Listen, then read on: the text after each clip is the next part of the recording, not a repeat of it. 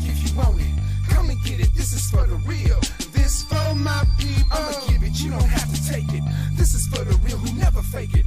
My people. It's been a long time coming. I spent a long time running, grinding, and finding it's harder every day. Go deep into the mind of an overthinker, sitting on the brink of something new, made for a chosen few. Man, I'm tired of working for fish and chips. I'm trying to get paid.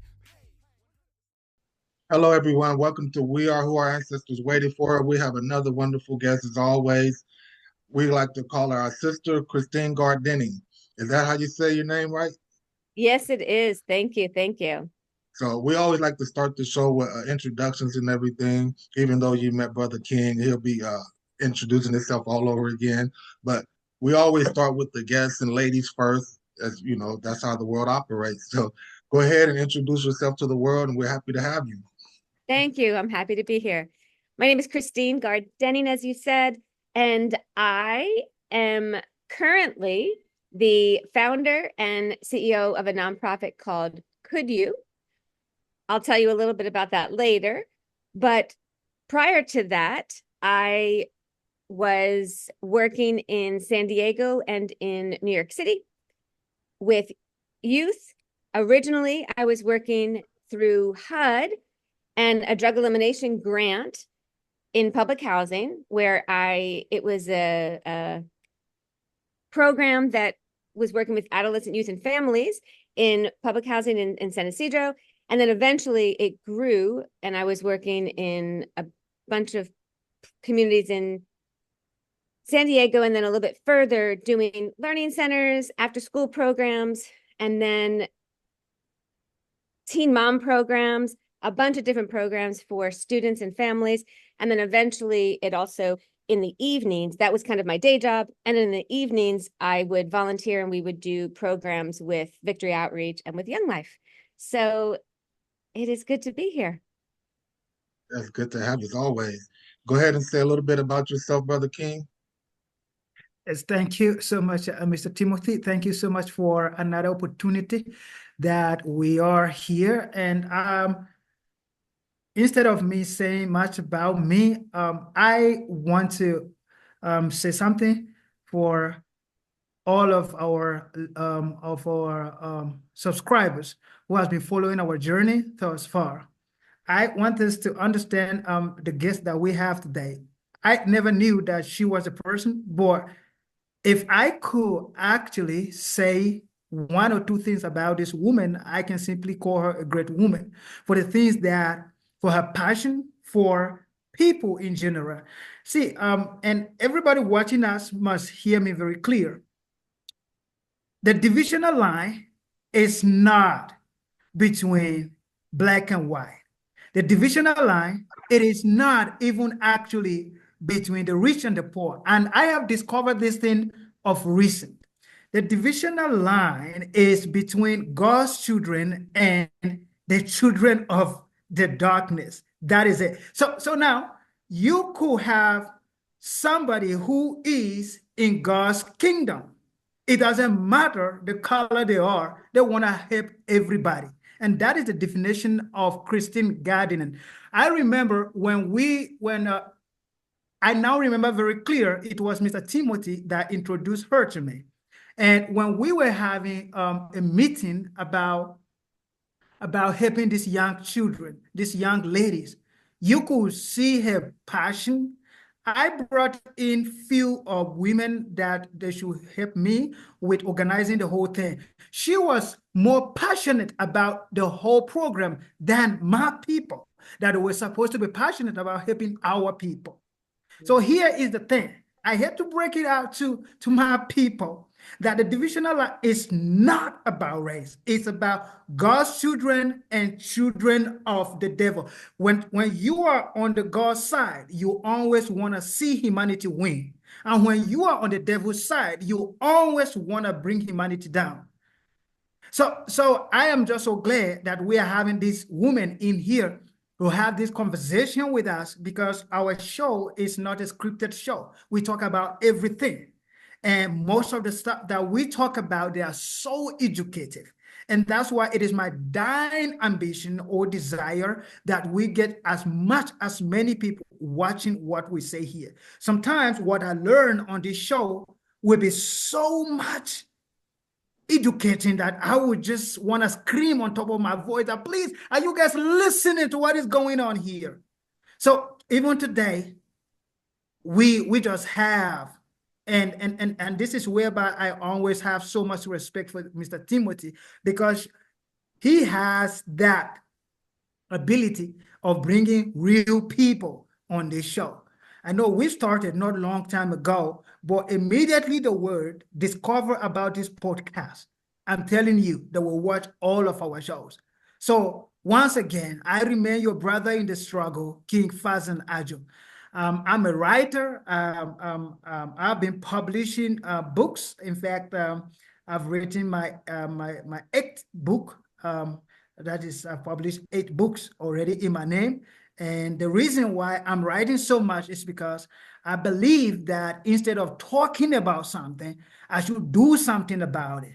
And sometimes doing something about it, it is putting it on a paper so that as many people that can read, let them read. So my passion to liberate the poor mentality that we have as Africans, it is just so much, and that's the reason why I go beyond to do things that will actually bring knowledge to the African people. So once again, I thank everybody who is taking their time out to watch us when this video is uploaded. And I also thank Mr. Timothy for initiating this kind of idea, and much thanks to Christine Gardening. That's Thank really you. profound. That's really profound because it's something that God put in my heart to share. It's something that you just said about children of God and children of the devil, children of the darkness. Because I just said something about how I stopped believing in what they call Black culture because of how divided Black people are. And as a culture is not being divided. Culture is being in all one, in harmony, in accord with one. You guys are all doing the same thing. And the term is God's culture versus world culture. You can't be a child of God and be a child of the world, because if you're a child of the world, that's when you're following Satan. Everything that I try to say on here can be backed by scripture, because even in the scripture it says Satan is the god of this world. And God has his own children who don't follow the world. And see, I've been Christine, like she said earlier, for it's been over 30 years now. And so we kind of grew up with a Christian background, and I just wanted her to know how much I've been appreciating her ever since the first day I met her. She's always been like a constant reminder of the goodness that's out there in the world. Exactly. And keeping me humble and spiritual, just to know that it's not all about race, it's not all about money, it's about how you treat people. So I would like to open up the floor for Christine and have her share more about Could You Cup and the things that she's done for our people. Because I know she's done a lot, because I've been watching her and introducing her to people like you who are actively involved with our people in Africa and with the passion to help. So go ahead and Christine, share with the world some of the things that you've been doing in Africa. Great. And so I want to thank both of you, because I think that if you look at today, we are too divided. We're too divided a nation. We're too divided a world. And so I think that the words that you both spoke are really important, because it should be about humanity, caring about humanity. I've heard it said that, we all can't do everything, but if each one of us did our one thing, the world would be better. And kindness goes a long way. And so does each person looking at who they are and saying, how can I make a difference? And if we all make little differences, then we help each other. And that's where we shouldn't need just government to help us. We need each other. And so I love is it the South African Ubuntu that, you know, I am, Yeah. because we are this, Yeah. right? Like this idea that the Yeah. individual is not, and that's something that I love about the friends that I've made in Africa. Sometimes in America, we get caught up in our story, individuality, just caring for maybe ourselves and our very immediate family. Whereas I've been around so many communities in Africa where, if I've had a woman once, we were working in a community and we brought food for her, and it should have been enough food for a month. And the next day it was gone. And my brain couldn't wrap around that. But she was like, how could I keep in store enough food for me for a month while those around me that are hungry don't have any? And this idea that when you get, you share, and there's something beautiful about that. And so I think that I would love to see more and more people working together, because when I was in my early 20s, I had never seen a gang member. I'd never been around anything, but I felt called by God to apply for a program called Triple Crown, and I took a job.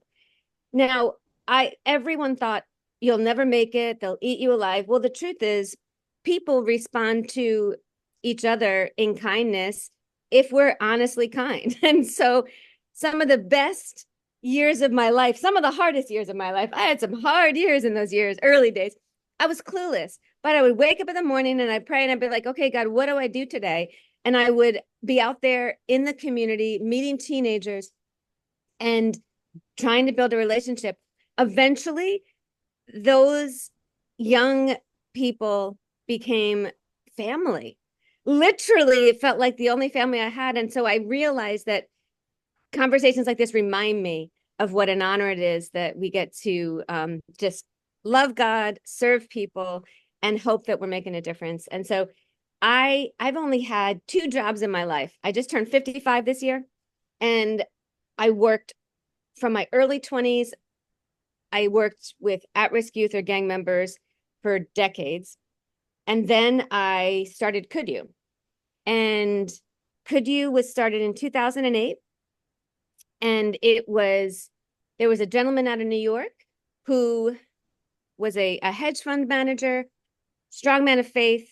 And he had felt like a lot of the charity money he had put in America was working. He felt like there was a good return, but a lot of the programs that they had tried to fund in Africa felt like it didn't work.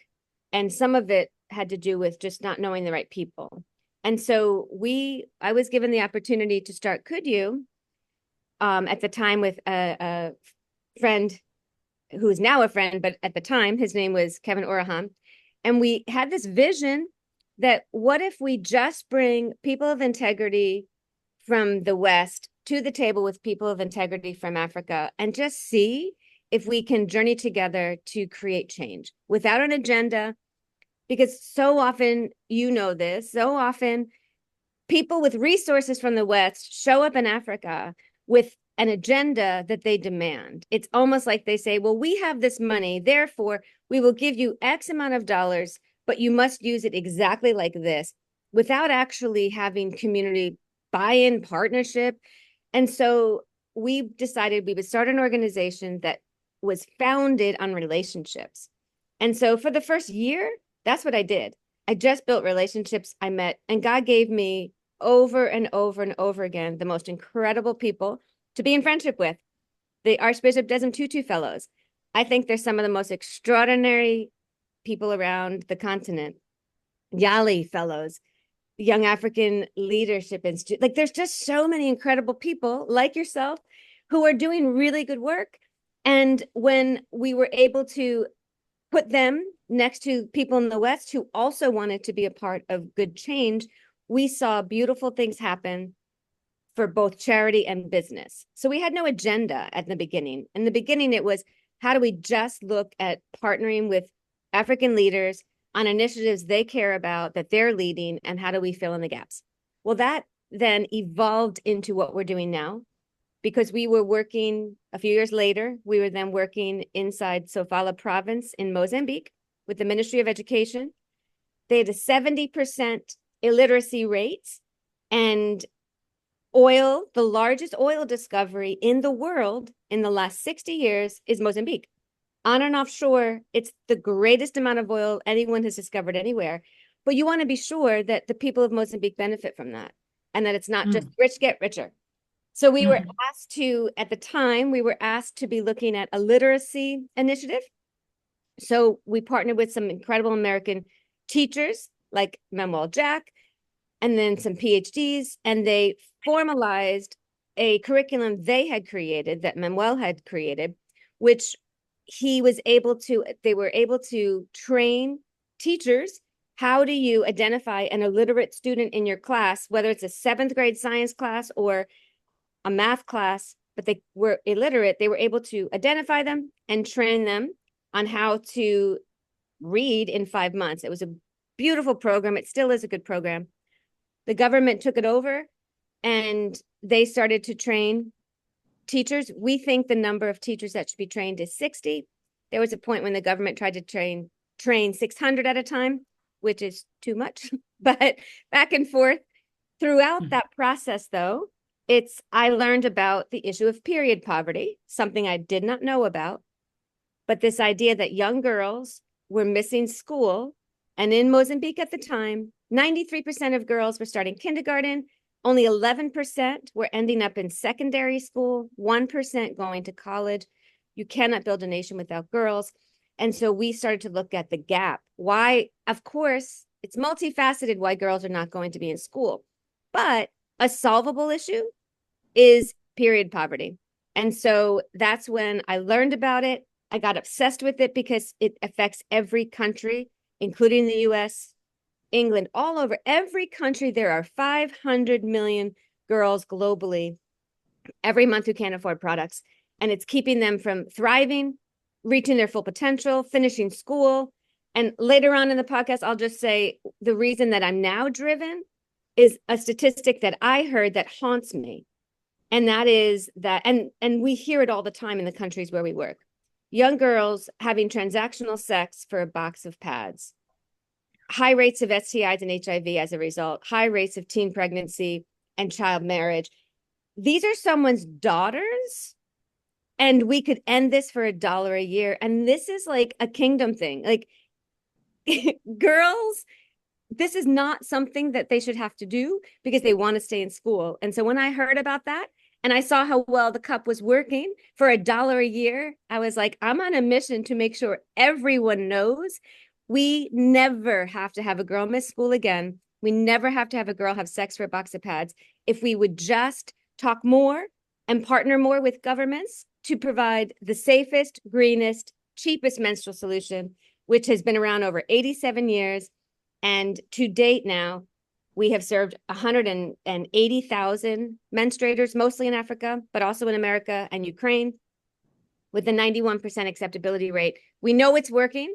And so, Tim, thank you for this opportunity, because I love that there'll be a podcast where people might be able to hear about this, because often people say, I just didn't know. And we want people an opportunity to know. So thank you for spreading the word. Thank you for what you're doing. But I didn't know nothing about it until you told me about it. And then come to find out, there's also an issue with that in San Diego. Right. And when I gave them out at the event, women were snatching them up like they were lollipops. Like, we ran out so fast. I'm like, wow, that's why, like, we need more of these, That's right. Yeah. Like she said, it's in the, like, it starts, I think, in like the middle school level. So we spoke at middle schools for the International Day of Peace and stuff like that, and found out that it's a real huge issue. And I don't, I think I know that we're not acting fast enough. Right. It's a sense of urgency that should be behind this. That's And right. I talked to the African farmers, as King Fajan know, that we're planning on partnering up with farmers in Africa, with American farmers, And I always ask them, like, what are you going to do for the workers? You know, what type of workforce development do you have?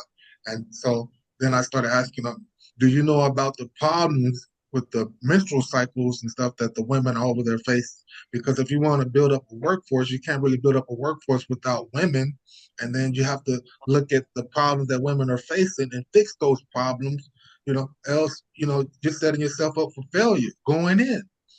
And so I've been talking about, they talk about sustainability.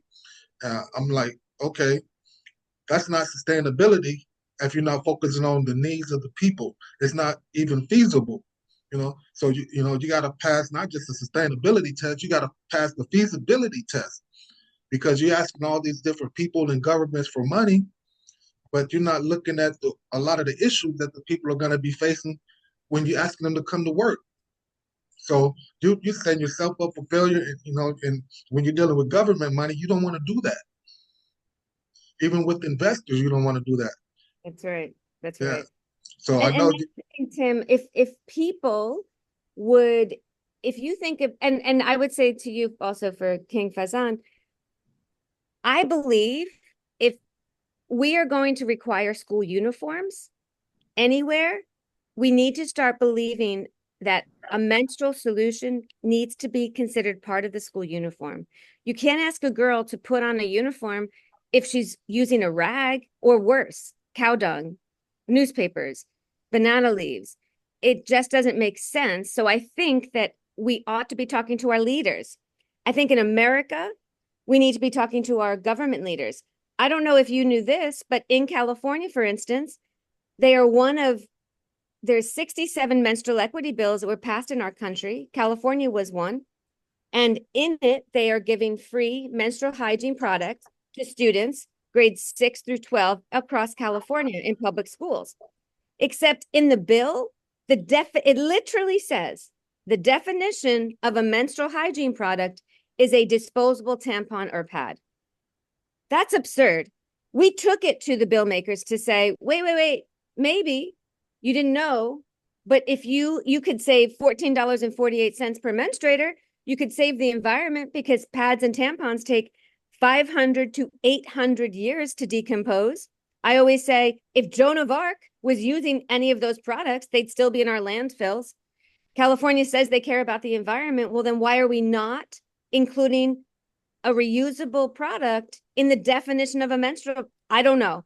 And if you are only providing tampons and pads in dispensers in schools, that means you are giving those students a solution until they leave school. What about nights, holidays, weekends, and summers? So I would like to be asking our own government leaders, why are you spending more money to serve less needs and to hurt the environment? I don't get it. So maybe some politicians out there ought to be answering because that makes no sense. And then you look at Africa, you've got World Bank has two beautiful programs, billions of dollars invested, 700 million in Nigeria in a program called the Agile program about adolescent girls, 800 and I think 26 or 36 million between Madagascar and Mozambique, Eager program, all about adolescent girls thriving and girl retention. Why is it that in all of that money, it's a good program, it's a great program, but if you are buying bicycles so girls go to school and paying for school uniforms and therapy and food, why have you missed the most basic human need of menstruation? There's nothing in there. So my hope and prayer is that people in power start to make better decisions. There are solutions out there. We could end this issue by 2040 if people would stop making laws that are not smart and laws that make no sense, because the fact that they don't include the menstrual cup in America, in our laws and in California, makes no sense.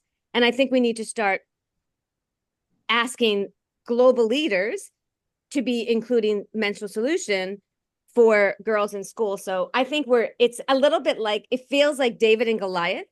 It feels like we're fighting huge powers that be, but I believe that good wins.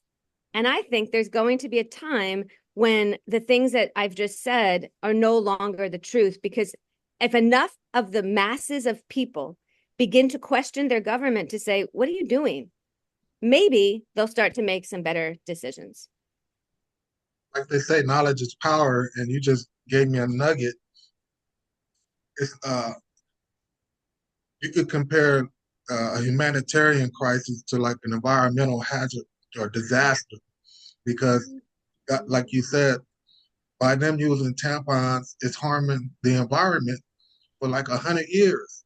So my thing is, with all of this, not to even mention Haiti, and then we have Mexico, down south from the border.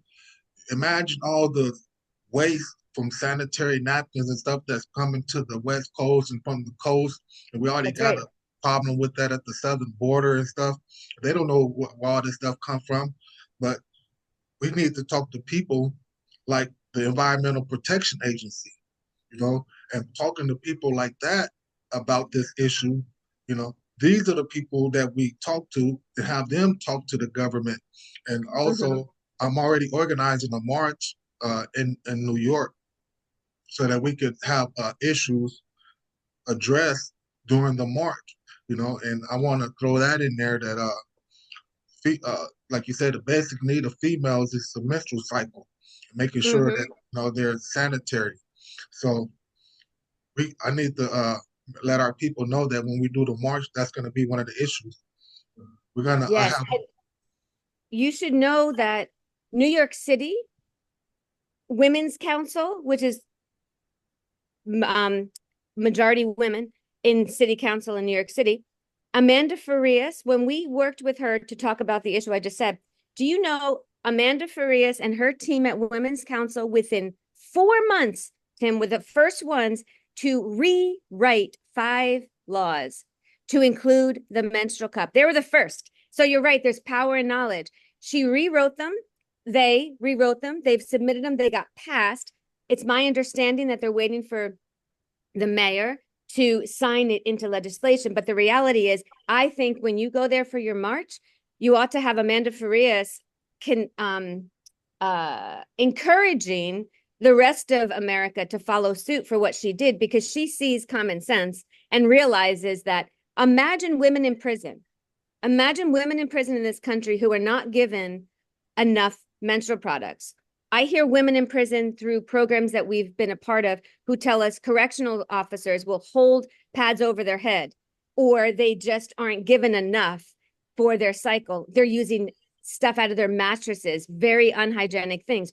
They would love an opportunity to have a safe, cost-effective product. Why are our menstrual cups not in prisons? So it feels like Amanda Farias is one person who has done something, I think, extraordinary, and I'd love to see the rest of America follow suit. So you all should partner together in your march. And that's one of the reasons why we need more women in power. And like people may be against Kamala Harris, but I see that she's supporting women, and a lot of women are on her team. And as part of like the black colleges from her sorority, they're supporting her. And so it's just having women in power. They're more inclined to address issues like this. And we have a Secretary of State in Shirley Weber, who I'm pretty sure would love to be a part of something like this.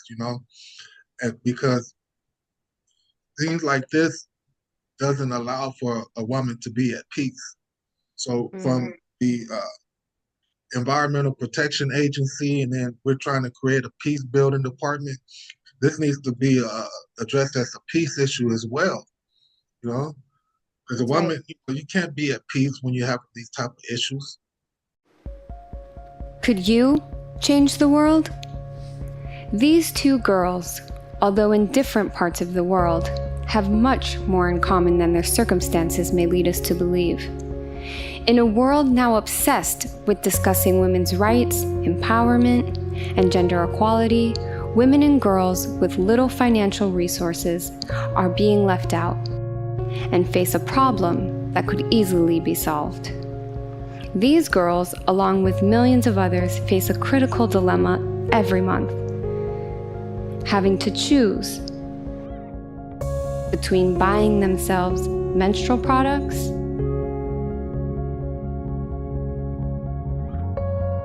or something to eat, being forced to stay at home from school and missing out on work because their basic needs are not being met.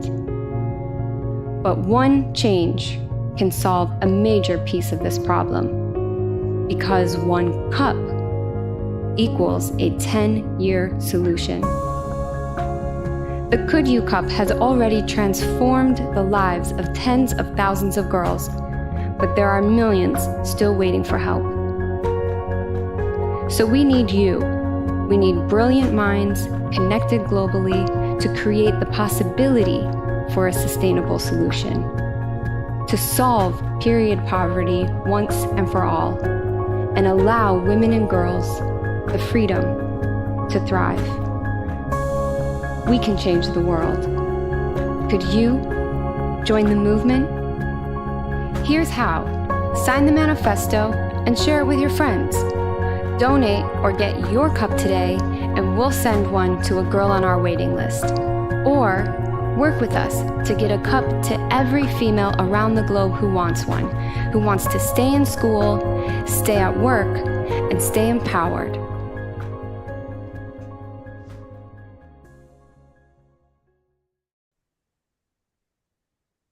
Welcome back, everyone. We're smack dab in the middle of a great show, and we have King Fajan responding to some of the wonderful news and information that we've been getting. So go ahead and continue with what you were saying, Brother Fajan. Okay, so I was actually just calling on my people to come listen to what democracy seems to be like, what it means to be in a democratic country, and the necessity of being in a democratic country and practicing democracy. And I am talking based on the book that I have written, the 40 Voters Commandment, a guide to American democracy. Now, when Christine was talking about how they actually took their concern to the government and the government listened to them, if any of my people, being it in Nigeria, being it in Gambia, being it in Zambia, listening to what she's talking about, it is foreign. It is foreign. Because I started by saying we are blessed with everything, but we still beg for everything. The reason being that we have poor managers that call themselves leaders that cannot listen to the concern of the people. So it doesn't matter what we say. In fact, to most of our leaders, being in power is just a ticket to actually embezzle money. Christine spoke about the programs that IMF is doing. She made mention of Nigeria. Trust me, that money that she called, in fact, that money is being circulated just among the politicians. The people that are supposed to benefit from that program, they are not. Trust me.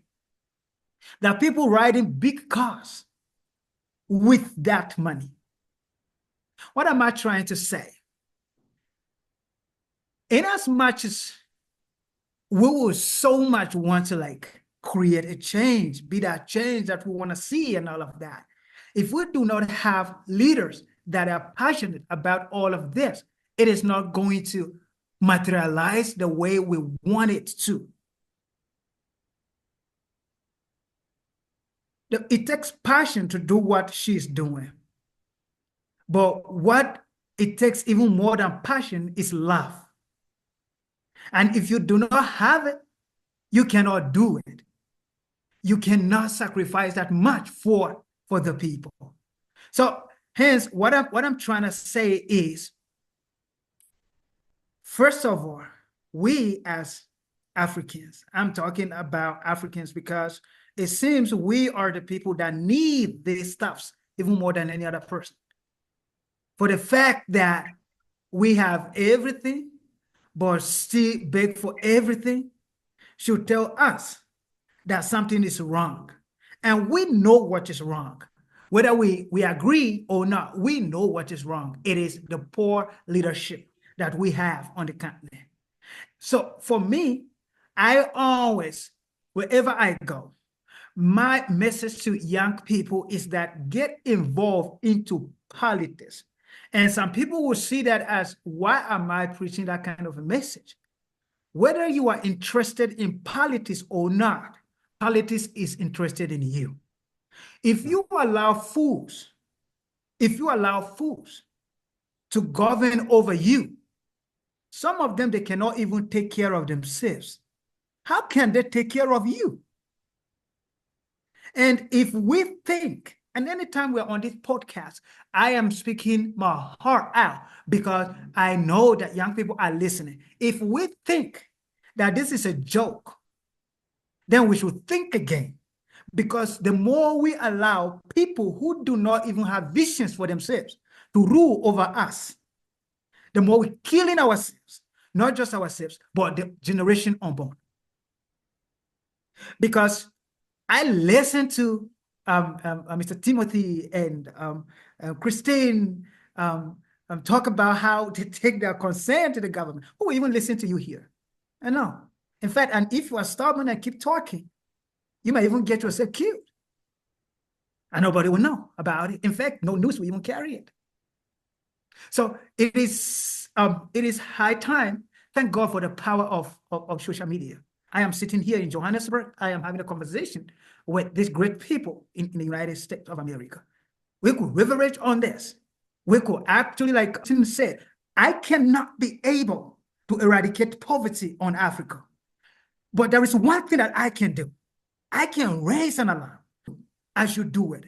And if 10 of us can do one thing, if we combine it together, it will become 10 things that we can be able to do. So my call is simple. Let us have passion, not just for our families, but for our communities. Not just for our communities, but for our countries.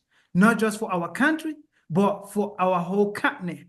Because till today, I cannot fathom the reason why Congo is the richest place on planet Earth, but the citizens are the most poorest people on earth. So this is my cry.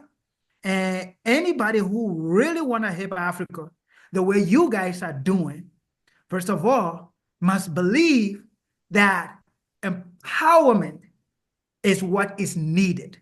Knowledge to help us unlearn the lies that they have told us is what is needed. I'm sitting here in Johannesburg. The typical Black South African has a problem with Africans coming from other African countries. In fact, they can even start a riot and kill each other. Now, they are making them believe that these foreigners from other African countries are coming to take their jobs. But what they are not telling them is how rich the country is. And there are just few individuals who are sharing the wealth. The 90% wealth is being distributed among 10% individuals. And that is the reality of Africa. Greed. They all want to be.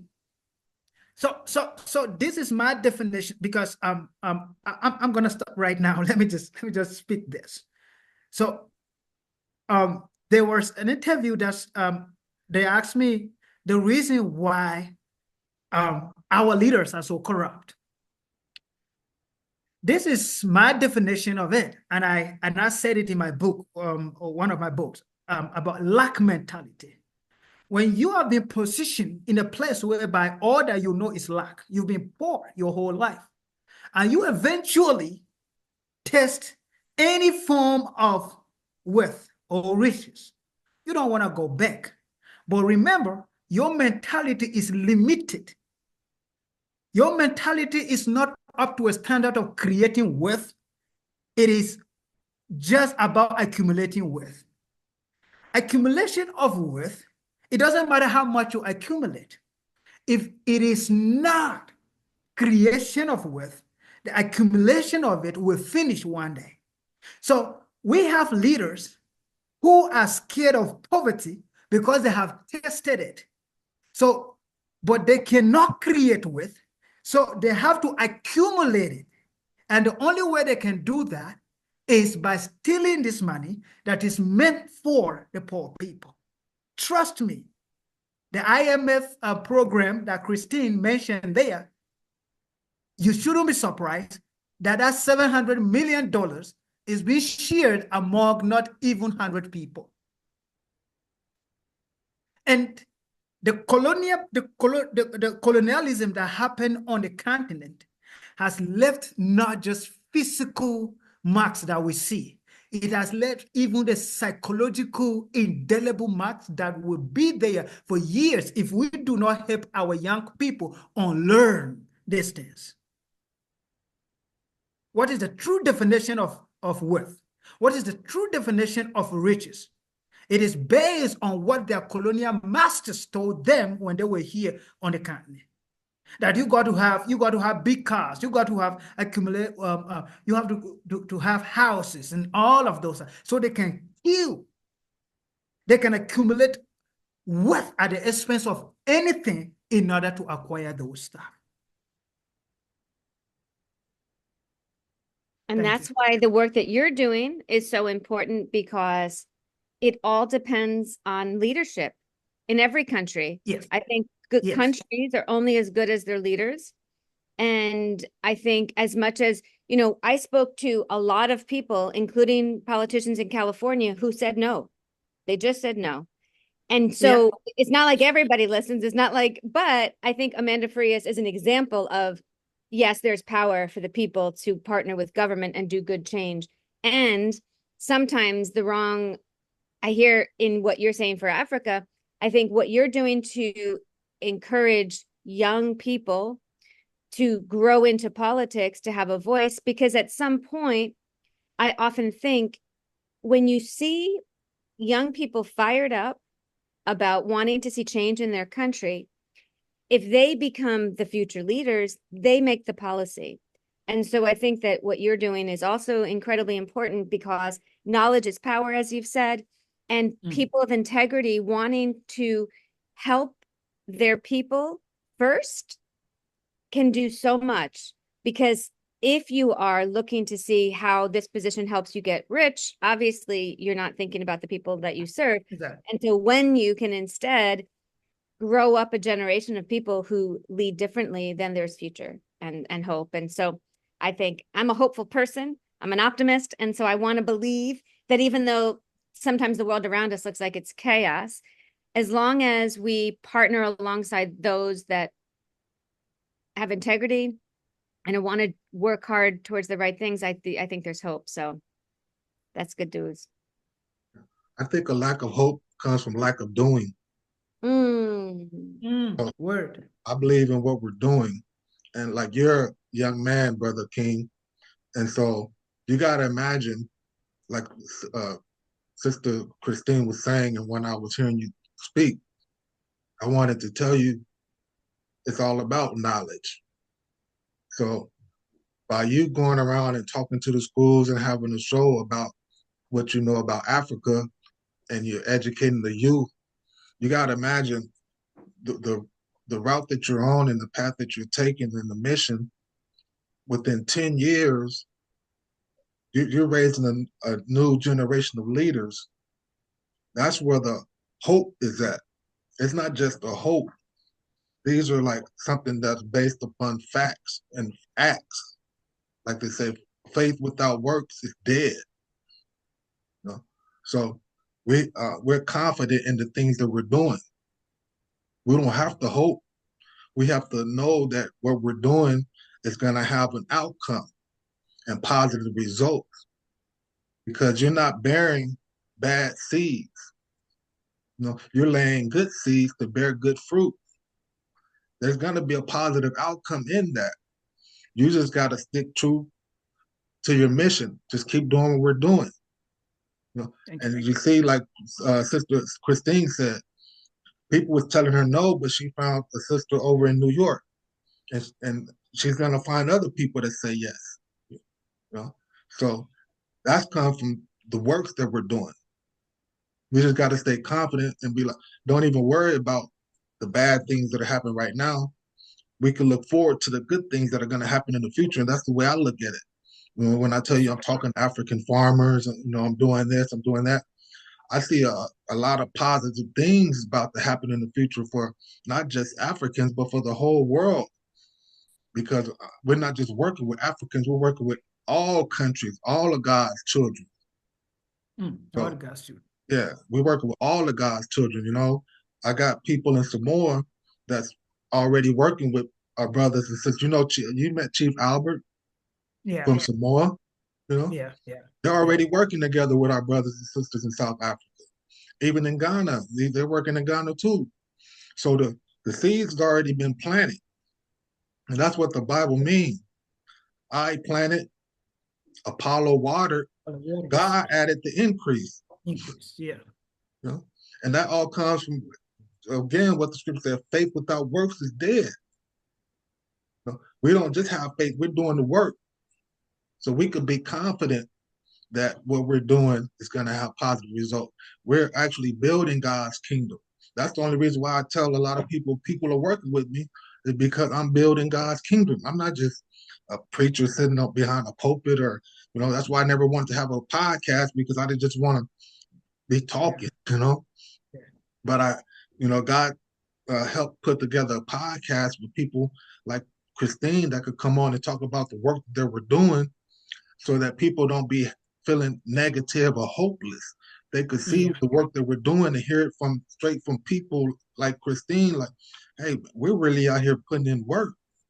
We're really out here doing things to make changes in the world, and it's gonna be better. So don't lose hope. Keep the faith. That's what we need to tell people. There's people really out here that love us, and there's really people out here doing God's work. So, because a lot of things that people are facing, the hope, it leads to despair, and it makes people think so bad that they want to commit suicide. And suicide is a huge issue. So that's why I had to create a podcast, because we're dealing with a lot of people who have those type of thoughts. We want to alleviate those thoughts, but we can't alleviate those thoughts unless people know and see and hear, like, man, there's really people out here not just throwing events and raising funds to throw another event, or promoting, suicide this, or, mental health that, No, we're doing real work to provide resources and build communities, build schools, and provide things for people to make life easier. And one of the things is, with these corrupt leaders, they want to eat. Like I say, the African leaders, and not just African leaders, but people in Africa think with their stomach because they're hungry. What we want to do in America, we want to let the leaders know and let the people know that we got resources and we got funding to where we want to see the people eat. We want to provide resources for the people. We want to build communities for the people, and the leaders are going to be all right. And we're raising a new generation of leaders all over the world with like minds to let them know your people got to eat, because that's what makes America so great, because of how America treats the poor and how America treats people in need. We have a lot of organizations out here to do things for people in need. You don't have stuff like that in Africa, but we're going to create stuff like that in Africa. We stand together, we stand as one, we will not be broken, we'll overcome.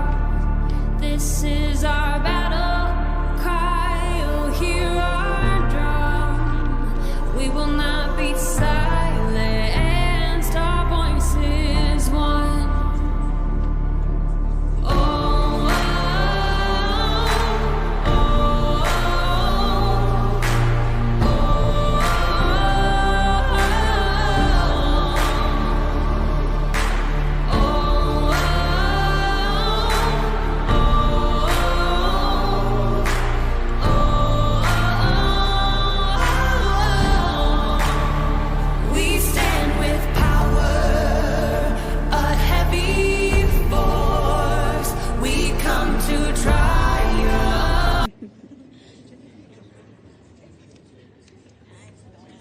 Nice smiles.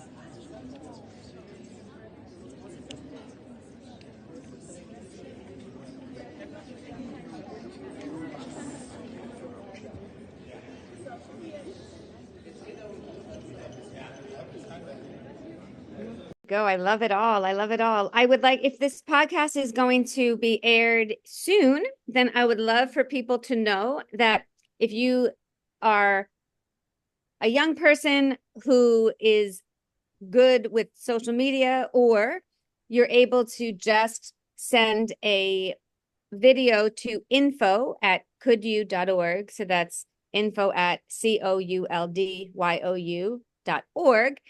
You send us a video that is 2 minutes or less. And if you'd like to join the competition that we're having, which is in honor of International Day of the Girl, October 11, we're asking whether it's girls who have used the menstrual cup, girls who want to use the menstrual cup, boys who want to encourage the ending of period poverty. It can be dads who are girl dads who care about the issue. It can be moms, farmers. It doesn't matter. But this idea that if you wanted to encourage more information about breaking taboos, introducing the Could You Cup, getting the word out. Anyway, it can be animated, it can be video, music, it doesn't matter. Creativity is it's just be creative. We'll take those 2-minute videos, and 4 of our friends across Africa will be judging them just for, what would be a good social media 2-minute or less post. And then we will send $300 to that person for the video, the first video, and then we're doing a second prize at $100. And it's just a way to engage communities. And I know that there's girls throughout South Africa who have been using the Could You Cup, but I also know that there's girls that wish they were, and so, or would like us to make sure they get some. We have some participants coming out of Eastern Cape, but again, anyone who's listening to this, it doesn't matter where you live. We just would like to see the masses begin to talk about the issue of, we can solve this thing. And maybe the more we do it together, the more those in power will start to change policy, do things different. And that's what's driving us to do this competition. We want to honor the girl child on International Day of October 11th. So anyone wants to participate, please send us a video. Okay, perfect. And I will take that upon me to announce it with my students. The college that I'm lecturing is actually for the less privileged young people in Africa. So they will really love to hear it. And we have more than 1,000 young ladies in this school. I will contact their student representative leader, and I will present the email to her, and I will instruct her on what to do. If possible, if she get confused, we will send you an email. Please do. And I think, Tim, you were asking, is it for anyone? We originally were going to have it just for Africa, but I would say if there's any people anywhere that want to participate, we'll pick a video from Africa. And if we get any American submissions, we would do a separate, just because we'll do one from each, but yes. Okay, cool. I'm going to take that clip where you were talking about that, and we'll promote that clip, and I send it to Vajan, make sure he gets it, and everybody else get it, and let them know. Thank you. Yeah, let them know that this is really important that we're trying to. So we can go ahead and wrap it up here. I want to let the brother Vajan get back home. It's getting kind of late over there where he's at. Yeah, it is. It's 7 o'clock, after 7 now, and we having a very cold weather, so it's like really dark outside already. Okay, no, that's no problem. Just happy that you could make it. They be having a lot of electrical problems over there. They have so many problems that we're focused on over here that helping them solve. So we're always glad to have a wonderful guest on like you, Christine. And we're going to be calling guests back after the election. So we want to have a huge show with all of the guests that we have on, and allowing you guys to have a dialogue together with people that are actually doing work is going to help us move forward helping more people. So that's going to be a real powerful show once all you leaders that's actually doing work start dialoguing and connecting with each other. So we're happy to have you, like we say, and thank everyone for joining in, and hopefully you'll join us next time. Thank you. Thank you. Thank you so much. Thank you. Big up the boot, Ghana radio station, gone worldwide. You should have known, see a herb seed straight from out of Jamaica. Say that up full, upness, up move, Jalove, blazy, play music. Yo, don't know, say you are the Jason original Badman Sound Killer representing straight out of Ghana, West Africa. Don't know, large up the boot radio live straight out of Ghana. Yo, I'm there, so in the studios, Garde Zone record me, I tell Uno member. Large up OG's production, are we there, so once again, if we slew some sound. Sound of it dead, at this one, ya go up and Maserati rhythm. And me tell a man them say, yo, bone out, yo, some Batman of it dead again. Anytime me step on the place, come on a hard stepper. I saw me lego with the thing there. Yo, listen, man. Yeah, man. Straight. I me go with the team in a Skylark pan the rhythm. Can't cool. Them feel wrong. Big bonfire. Where I hot pan them. Just on fire. Never cool pan them. Sakli salama. Fire me go boom pan you. Hot like a lava. He never could have chill. Me can come and kill every send a dope so to heaven. Just push it down. You don't caliber slice into pieces. Love you that it trick when I pussy traffic ras. Your whole body lost when me pull up Mac 90. Me dada teach me use it. Long from the 90. Blow that go ooh. So me lift up me ooze. Drop with a C5. Him bono like a fire. Blue you cool like a maca. Send some boy to the maker. Bono yo. Some dope him as he run out. You can't take the heat in a your yard. Go shot in a your chatty mouth. Now you stop to plead. Come clean and stand tall as I get to it. And if you bono yo. Some dope him as he run out. You can't take the heat in a your yard. Go shot in a your chatty mouth. Now you stop to plead. Come clean and stand tall as I get to you. You see say them a dope people. They pretend them a clean see. Come with a able and a killer with a gun. Don't you Dracula me tell you must lose all your strength. Emperor Selassie hope 7 see leggings. Them a fumble and a stumble and a jumping on the jungle. Just a them a chatty bag a thing. More life and solidarity Rasta promote. Hela Baba Jana Urufi bone down the pagan. Bono yo. Some dopey massy run out. You can't take the heat in your yard. Go shot in your chatty mouth. Now you start to plead. Come clean and stand tall as I get to you. And if you bono yo. Some dopey massy run out. You can't take the heat in your yard. Go shot in your chatty mouth. Now you start to plead. Come clean and stand tall as I get to you. We burn fire where you hot pan them. Just on fire, never cool pan them. Sakri salama, fire me go boom pan you. Hot like a lava, he never could have chill. We burn fire where you hot pan them. Just on fire, never cool pan them. Sakri salama, fire me go boom pan you.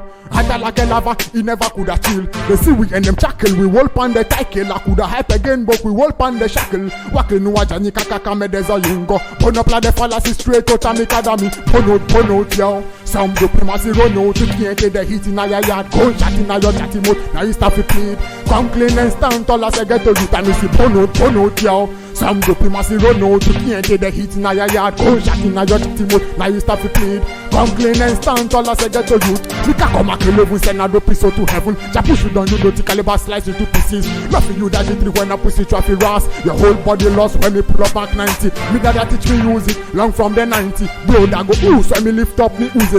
Jog with the C5, him bono like a fire, blow for you like a maca. Send some boy to the maker. Burn out yo. Some dope massy run out. You can't take the heat in your yard. Go shot in your chatty mouth. Now you start to plead. Come clean and stand tall as I get to you. And me see burn out yo. Some dope massy run out. You can't take the heat in your yard. Go shot in your chatty mouth. Now you start to plead. Come clean and stand tall as I get to you.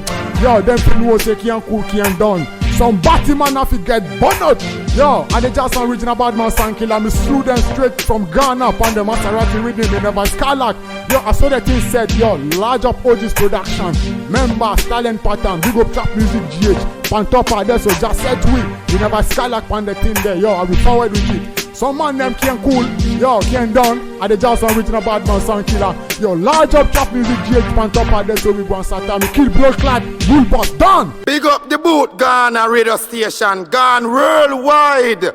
You should have known, see a herb seed straight from out of Jamaica. Say that up full, upness, up move, Jalove, blazy, play music.